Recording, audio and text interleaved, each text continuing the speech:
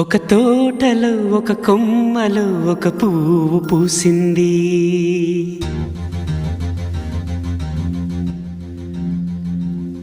మహారాణిలా మహాలక్ష్మిలా ఆ పువ్వు నవ్వింది.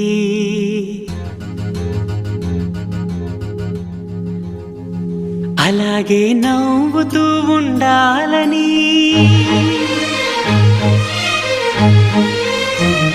అలాగే నవ్వుతూ ఉండాలని నింగి నేల వాగు వంక చెట్టు చేమ గువగూడు ఆశీర్వదించాయి.